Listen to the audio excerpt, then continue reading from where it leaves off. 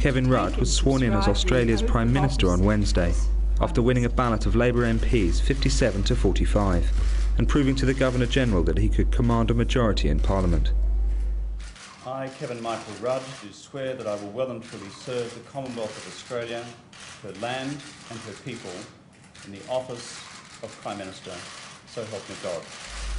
Julia Gillard, his defeated opponent, said she would honour her pledge to retire from politics if she lost the vote. In accordance with the pledge I gave earlier today, I announced that I will not recontest the federal electorate of Lalor at the forthcoming federal election. I will have time in the coming weeks to be back home in my electorate and to say hello and goodbye to the community that I've had the absolute privilege of representing in this Parliament since 1998.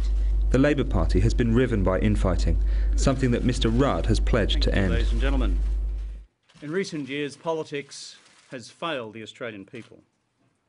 There's just been too much negativity all round. There's been an erosion of trust. Negative, destructive personal politics has done much to bring dishonour to our Parliament, but done nothing to address the urgent challenges facing our nation.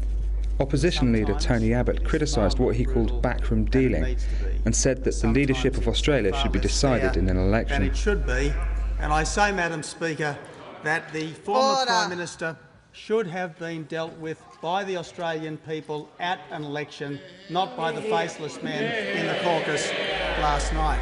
Other than Ms Gillard, he's potentially the biggest loser from the change of leadership. Before, under Julia Gillard, the opposition, led by Tony Abbott, was on course for a landslide, possibly a historic election victory. But now, with Mr Rudd back in charge of the Labour Party, that could change. Things will be a lot closer. Mr Rudd is a very powerful campaigner. He's a very skillful media operator, and he's expected to use all of these talents to try and bring Labour back from the dead. Whether he will win the election, that remains doubtful. However, he could staunch the losses and certainly prevent what was looking like a loss that could have left the Labour Party out of power for a generation here in Australia.